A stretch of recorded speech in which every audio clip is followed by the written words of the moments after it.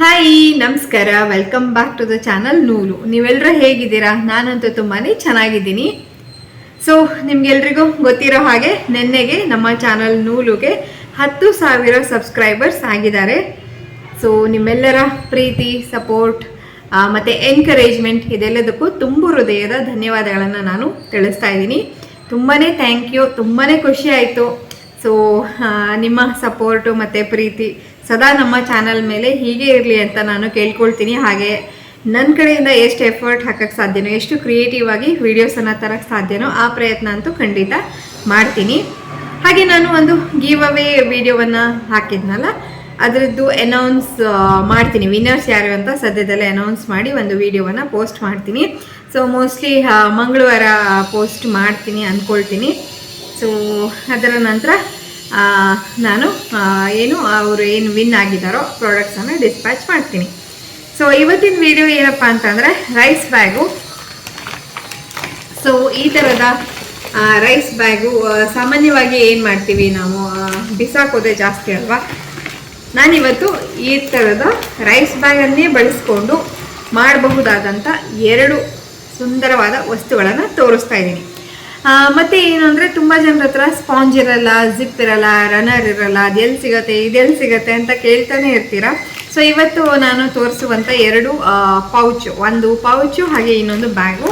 So 2 ಕೂಡ ನೀವು ಈ ರೀತಿಯಾದ ರೈಸ್ ಬ್ಯಾಗನ್ನು ಬಳಸಿ ಆರಾಮಾಗಿ ಮಾಡಬಹುದು. ಹಾಗಾದರೆ ಬನ್ನಿ ಇವತ್ತಿನ ವಿಡಿಯೋವನ್ನು ಶುರು ಮಾಡೋಣ.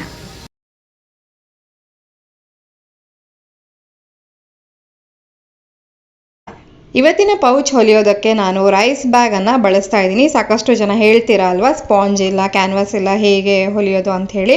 ಸೊ ರೈಸ್ ಬ್ಯಾಗನ್ನು ಬಳಸಿಬಿಟ್ಟು ನಾನಿವತ್ತು ಮಾಡ್ತಿರುವಂಥ ಒಂದು ಪೌಚ್ ಇದು. ಇದಕ್ಕೋಸ್ಕರ ನಾನಿಲ್ಲಿ ಒಂದು ಮೇಯ್ನ್ ಫ್ಯಾಬ್ರಿಕನ್ನು ತೊಗೊಂಡಿದ್ದೀನಿ. ಇದರ ಅಳತೆ 10 ಇಂಚ್ ಅಗಲ ಇದೆ, ಒಂದು 16 ಇಂಚ್ ಆಗುವಷ್ಟು ಉದ್ದ ಇದೆ. ಸೊ ನೀವಿಲ್ಲಿ ನೋಡ್ತಿರುವಂತೆ ನಾನು ಒಂದು ಲೈನಿಂಗ್ ಬಟ್ಟೆಯನ್ನು ಈಗಾಗಲೇ ಅದೇ ಅಳತೆಯಲ್ಲಿ ಕಟ್ ಮಾಡಿ ಇಟ್ಕೊಂಡಿದ್ದೀನಿ. ಹಾಗೆ ಮೇಲ್ಗಡೆಯಿಂದ ಒಂದು ರೈಸ್ ಬ್ಯಾಗನ್ನು ಹಾಕಿದ್ದೀನಿ. ಇದಾದಮೇಲೆ ಮೇನ್ ಫ್ಯಾಬ್ರಿಕನ್ನು ಈ ರೀತಿಯಾಗಿ ಇಟ್ಬಿಟ್ಟು ನೀಟಾಗಿ 3 ಜೋಡಿಸಿ ನಾನು ಒಂದು ಕ್ವಿಲ್ಟಿಂಗನ್ನು ಮಾಡ್ಕೊಳ್ತೀನಿ. ಸೊ ಕ್ವಿಲ್ಟ್ ಮಾಡಿಬಿಟ್ಟು 3 ಒಟ್ಟಿಗೆ ಸ್ಟಿಚ್ ಮಾಡಿ ರೆಡಿ ಮಾಡಿಕೊಂಡೆ. ನೋಡಿ, ಈ ಥರ ಕಾಣಿಸ್ತಾ ಇದೆ. ಈಗ ಏನು ಮಾಡ್ತೀನಿ ಅಂದರೆ ಮತ್ತೆ 2 ಮೇನ್ ಫ್ಯಾಬ್ರಿಕನ್ನು ತೊಗೊಂಡು ಅದರ ಜೊತೆಗೆ ಅದೇ ಅಳತೆಯ ಲೈನಿಂಗ್ ಬಟ್ಟೆ ಹಾಗೆ ಒಂದು ಪೀಸಸ್ಸು ರೈಸ್ ಬ್ಯಾಗನ್ನು ಕಟ್ ಮಾಡಿ ಇಟ್ಕೊಂಡಿದ್ದೀನಿ. ಹಾಗೆ ಇದರ ಅಳತೆ 3.5 ಇಂಚು ಅಗಲ ಇದೆ, ಒಂದು 5.5 ಇಂಚ್ ಆಗುವಷ್ಟು ಉದ್ದ ಇದೆ. ಇದನ್ನು ಅಷ್ಟೇ ಈ 3 ಸೇರಿಸ್ಬಿಟ್ಟು ನಾವು ಮೊದಲಿಗೆ ಕ್ವಿಲ್ಟಿಂಗ್ ಮಾಡ್ಕೊಳ್ಳೋಣ. ಸೇಮ್ ಮೇನ್ ಬಟ್ಟೆಗೆ ಏನು ಮಾಡ್ಕೊಂಡ್ವಲ್ಲ ಅದೇ ರೀತಿಯಾಗಿ ಇದನ್ನು ಕೂಡ ರೆಡಿ ಮಾಡ್ಕೊಳ್ತೀನಿ. ಈಗ ನಾನು ಇದನ್ನು ರೆಡಿ ಮಾಡ್ಕೊಂಡಿದ್ದಾಯಿತು. ನೋಡಿ, ಸ್ಟಿಚ್ ಮಾಡಿದ್ರಾಯಿತು. ಇವಾಗ ಇದರ ತುದಿ ಕಡೆ ಒಂದು ಪೈಪಿಂಗ್ ಬರೋ ರೀತಿಯಾಗಿ ಒಂದು ಕಾಂಟ್ರಾಸ್ಟ್ ಬಣ್ಣದ ಬಟ್ಟೆಯನ್ನು ತೊಗೊಂಡಿದ್ದೀನಿ. ಒಂದು 2 ಇಂಚ್ ಆಗುವಷ್ಟು ಅಗಲ ಇದೆ ಇದು.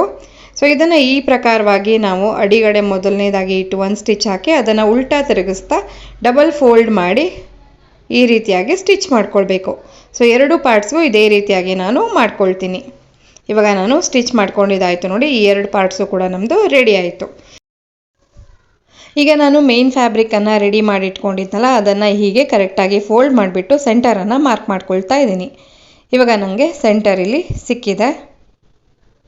ನೆಕ್ಸ್ಟ್ ಏನು ಮಾಡಬೇಕು, ಈ ಪುಟಾಣಿ ಪೀಸಸ್ ಏನು ರೆಡಿ ಮಾಡ್ಕೊಂಡಿದ್ವಿ ಅದನ್ನು ಕೂಡ ಈ ರೀತಿಯಾಗಿ ಫೋಲ್ಡ್ ಮಾಡಿಬಿಟ್ಟು ಅದರ ಸೆಂಟರನ್ನು ಸಹ ತೆಕ್ಕೊಳ್ಬೇಕು. ಇವಾಗ ಆ ಫ್ಯಾಬ್ರಿಕ್ಕಿನ ಸೆಂಟರು ಮತ್ತು ಈ ಮೇನ್ ಫ್ಯಾಬ್ರಿಕ್ಕಿನ ಸೆಂಟರು 2 ಜಾಯಿನ್ ಆಗೋ ರೀತಿಯಾಗಿ ನಾವು ಇಟ್ಕೊಂಡು ಅದನ್ನು ಪಿನ್ ಅಪ್ ಮಾಡ್ಕೊಳ್ಬೇಕು. ಎರಡು ಕಡೆಗೂ ಈಗ ನಾನು ಅದೇ ರೀತಿಯಾಗಿ ಪಿನ್ ಮಾಡ್ಕೊಂಡಿದ್ದೀನಿ. ನಂತರ ಏನು ಮಾಡಬೇಕಂದ್ರೆ ಇದನ್ನು ಈ ಪ್ರಕಾರವಾಗಿ ನಾವು ಹಿಡಿತಾ 2 ಕಡೆಗೂ ಸ್ಟಿಚ್ ಮಾಡ್ಕೊಳ್ಬೇಕಾಗತ್ತೆ. ಸೊ ಪಿನ್ ಮಾಡ್ಕೊಂಡ್ಬಿಟ್ರೆ ತುಂಬಾ ಈಸಿ ಸ್ಟಿಚ್ ಮಾಡೋಕ್ಕೆ. ಸೊ ನಾನು 2 ಕಡೆಗೂ ಈ ರೀತಿಯಾಗಿ ಇವಾಗ ಸ್ಟಿಚ್ ಮಾಡ್ಕೊಂಡಿದ್ದಾಯಿತು. ನೋಡಿ, ಈ ಥರ ಕಾಣಿಸ್ತಿದೆಯಲ್ಲ ನಿಮಗೆ, ಹೊರಗಡೆಯಿಂದ ಸ್ಟಿಚ್ಚು ಬಂದಿದೆ.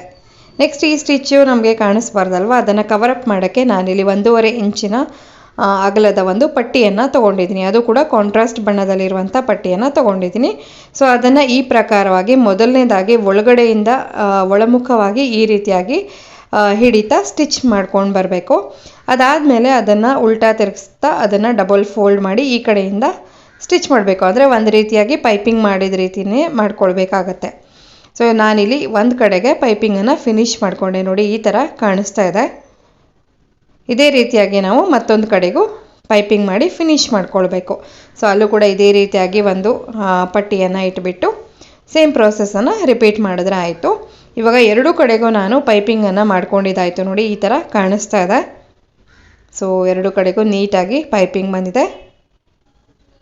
ಈಗ ನಾವು ಇದಕ್ಕೆ ಜಿಪ್ಪನ್ನು ಅಟ್ಯಾಚ್ ಮಾಡ್ಕೊಳ್ಳೋ ಸಮಯ. ಸೊ ಜಿಪ್ಪನ್ನು ನಾನಿಲ್ಲಿ ಈ ಥರ ರೆಡಿ ಮಾಡ್ಕೊಂಡಿದ್ದೀನಿ. ಸೊ ಏನು ಮಾಡಬೇಕಂದ್ರೆ ಮೊದಲನೇದಾಗಿ ಅದೇ ಅಳತೆಯ ಅಂದರೆ ಪರ್ಸ್ ಎಷ್ಟು ಉದ್ದ ಇದೆಯೋ ಅದಕ್ಕಿಂತ 2 ಇಂಚ್ ಆಗೋಷ್ಟು ಎಕ್ಸ್ಟ್ರಾ ಜಿಪ್ಪನ್ನು ಇಟ್ಕೊಳ್ಬೇಕು. ಆಮೇಲೆ ಅದರ ತುದಿಯನ್ನು ಈ ಥರ ಮೇನ್ ಫ್ಯಾಬ್ರಿಕ್ಕಿನಿಂದ ನಾವು ಅದನ್ನು ಕ್ಲೋಸ್ ಮಾಡ್ಕೊಂಡಿರಬೇಕು. ಸೊ ಇಲ್ಲಿ ಒಂದು ಸೈಡು ನಾನು ಮಾಡ್ಕೊಂಡಿದ್ದಾಯಿತು. ಇವಾಗ ರನ್ನರನ್ನು ಇನ್ಸರ್ಟ್ ಮಾಡಿಕೊಂಡು ಮತ್ತೊಂದು ಭಾಗವನ್ನು ಕೂಡ ಅದೇ ರೀತಿಯಾಗಿ ಫಿನಿಶ್ ಮಾಡ್ಕೊಳ್ತೀನಿ. ಸೊ ಇಲ್ಲೂ ಕೂಡ ಅಷ್ಟೇ ಮೇನ್ ಫ್ಯಾಬ್ರಿಕನ್ನು ಅಟ್ಯಾಚ್ ಮಾಡಿಬಿಟ್ಟು ಈ ಥರ ಫಿನಿಶ್ ಮಾಡಿಕೊಂಡೆ. ಇವಾಗ ನಾವು ಇದನ್ನು ಪರ್ಸ್ಗೆ ಪೌಚ್ಗೆ ಅಟ್ಯಾಚ್ ಮಾಡಬೇಕು. ಸೊ ಮೊದಲನೇದಾಗಿ ಜಿಪ್ಪನ್ನು ಈ ಪ್ರಕಾರವಾಗಿ ಇಟ್ಬಿಟ್ಟು ಒಂದು ಸ್ಟಿಚ್ಚನ್ನು ಹಾಕ್ಕೊಂಡೆ. ನಂತರ ಅದಕ್ಕೆ ಮೇಲಿನಿಂದ ಒಂದು ಪ್ರೆಸ್ ಸ್ಟಿಚ್ಚನ್ನು ಅಥವಾ ಟಾಪ್ ಸ್ಟಿಚ್ಚನ್ನು ಹಾಕ್ಕೊಳ್ಬೇಕು. ಇದಾದ ನಂತರ ಪಕ್ಕದ ಕಡೆಗೆ ಪೌಚ್ಗೆ ಜಿಪ್ಪನ್ನು ಅಟ್ಯಾಚ್ ಮಾಡಬೇಕಲ್ವ, ಅಲ್ಲೂ ಕೂಡ ಇದೇ ರೀತಿಯಾಗಿ ನಾವು ಇದನ್ನು ಸ್ಪ್ಲಿಟ್ ಮಾಡ್ಕೊಳ್ಬೇಕು. ಈ ಥರ ಜಿಪ್ಪನ್ನು ಓಪನ್ ಮಾಡಿಕೊಂಡ್ರೆ ಸ್ವಲ್ಪ ಈಸಿ ಆಗುತ್ತೆ ಸ್ಟಿಚ್ ಮಾಡೋಕ್ಕೆ. ಸೊ ನಾನಿಲ್ಲಿ ನಿಮ್ಗೆ ತೋರಿಸ್ತೀನಿ. ಈ ಥರ ಜಿಪ್ಪನ್ನು ಓಪನ್ ಮಾಡಿಕೊಂಡು ನಂತರ ಅದನ್ನು ಹೊರಮುಖವಾಗಿ ಇಟ್ಬಿಟ್ಟು ಹೊಲಿಬೇಕು. ಸೊ ಈ ಥರ ಇಟ್ಬಿಟ್ಟು ತುದಿವರೆಗೂ ಹೊಲ್ಕೊಂಡು ನಂತರ ಅದನ್ನು ಉಲ್ಟಾ ಟಾಪ್ ಸ್ಟಿಚ್ಚನ್ನು ಮಾಡ್ಕೊಳ್ಬೇಕು, ಪ್ರೆಸ್ ಸ್ಟಿಚ್ಚನ್ನು ಮಾಡ್ಕೊಳ್ಬೇಕಾಗತ್ತೆ. ನೋಡಿ ಇದು ಫೈನಲ್ ಆಗಿ ಈ ಥರ ಕಾಣಿಸ್ತಾ ಇದೆ. ತುಂಬ ಈಸಿ ಇದನ್ನು ಹೊಲಿಯೋದು. ಕೇವಲ ಒಂದು ಪೀಸ್ ಬಟ್ಟೆಯಿಂದ ಯಾವುದೇ ಕಟ್ಟು ಇಲ್ದೇ ಆರಾಮಾಗಿ ಹೊಲ್ಕೊಳ್ಬೋದು. ಮತ್ತು ಮೇಯ್ನಾಗಿ ರೈಸ್ ಬ್ಯಾಗನ್ನು ಯೂಸ್ ಮಾಡಿ ಮಾಡುವಂಥ ಪೌಚ್ ಇದು. ರೈಸ್ ಬ್ಯಾಗನ್ನೇ ಬಳಸಿರೋದ್ರಿಂದ ಸಾಕಷ್ಟು ಸ್ಟಿಫ್ನೆಸ್ ಕೂಡ ಇದೆ. ಆರಾಮಾಗಿ ನೀವು ಇದನ್ನು ಮೇಕಪ್ ಕಿಟ್ಟಾಗಿ ಅಥವಾ ಏನು ಬೇಕೋ ಹಾಗೆ ಬಳಸ್ಬೋದು. ಸೊ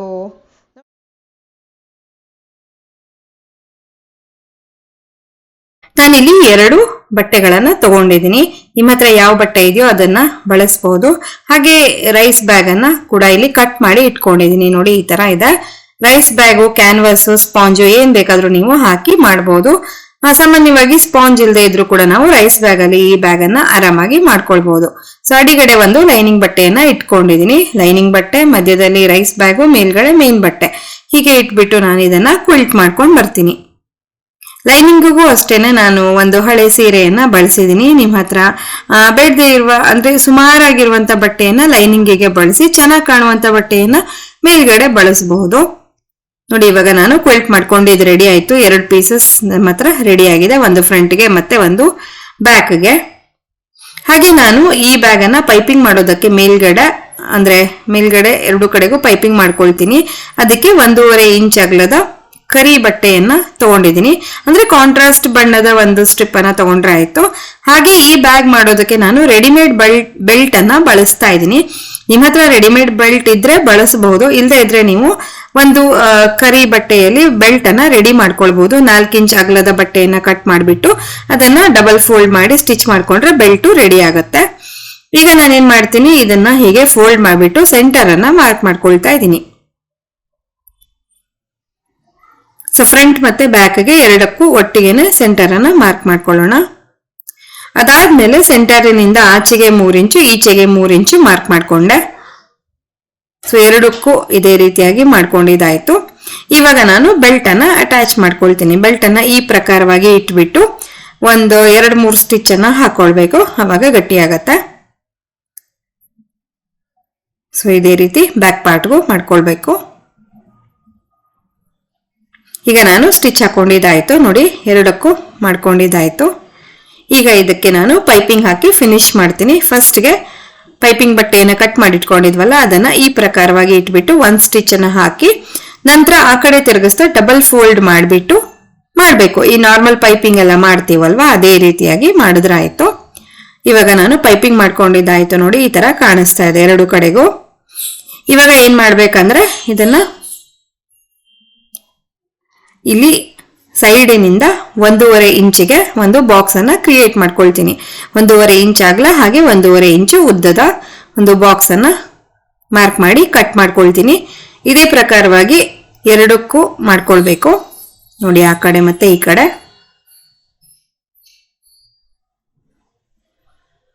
ಸೊ ಇದೇ ರೀತಿಯಾಗಿ ನಾನು ಮತ್ತೊಂದು ಪಾರ್ಟ್ಗೂ ಕೂಡ ಕಟ್ ಮಾಡ್ಕೊಳ್ತೀನಿ. ನಾನು ಎರಡಕ್ಕೂ ಈ ತರ ಮಾಡ್ಕೊಂಡಿದ್ದಾಯ್ತು ನೋಡಿ, ಹಿಂಗ್ ಕಾಣಿಸ್ತಾ ಇದೆ. ಇವಾಗ ಇದನ್ನ ಉಲ್ಟಾ ಈ ತರ ಇಟ್ಬಿಟ್ಟು ನೀಟಾಗಿ ಜೋಡಿಸಿ 3 ಕಡೆಗೂ ಸ್ಟಿಚ್ ಅನ್ನ ಹಾಕೊಳ್ಬೇಕು. 1 2 and 3. ಸೊ 3 ಕಡೆಗೂ ಸ್ಟಿಚ್ ಹಾಕಿದ ನಂತರ ಈ ತರ ಕಾಣಿಸ್ತಾ ಇದೆ. ಈಗ ಏನ್ ಮಾಡ್ಬೇಕು, ಅಲ್ಲಿ ಕಟ್ ಮಾಡ್ಕೊಂಡಿದ್ವಲ್ಲ ಅಲ್ಲಿ ಈ ತರವಾಗಿ ಹಿಡಿತಾ ನಾವು ನೋಡಿ, ಇಲ್ಲಿ ನಾನು ಹೇಗೆ ಹಿಡಿತೀನಿ ಅಂತ ನಿಮ್ಗೆ ಕಾಣಿಸ್ತಾ ಇದೆ ಅನ್ಕೊಳ್ತೀನಿ.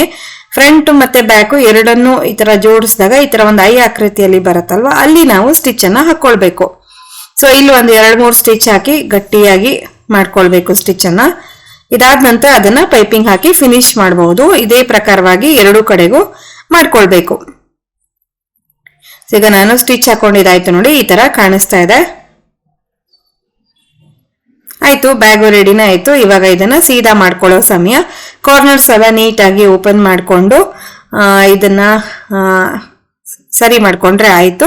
ಸುಂದರವಾದ handbag ready to use. ಹಾಲು ತರೋದಕ್ಕೆ ಮತ್ತೆ ಸಣ್ಣ ಪುಟ್ಟ ಏನಾದ್ರೂ ಐಟಮ್ಸ್ ತರೋದಕ್ಕೆ ತುಂಬಾನೇ ಐಡಿಯಲ್ ಆಗಿರುವಂತದ್ದು ಇದು. ಸೊ ನೋಡಿದ್ರಲ್ವಾ, ಬೇಡದೇ ಇರುವಂತಹ ರೈಸ್ ಬ್ಯಾಗ್ ಅನ್ನ ಬಳಸ್ಕೊಂಡು ಹೇಗೆ ನಾವು ಉಪಯುಕ್ತವಾದ ವಸ್ತುಗಳನ್ನ ಮಾಡ್ಕೊಳ್ಬಹುದು ಅಂತ ಹೇಳಿ.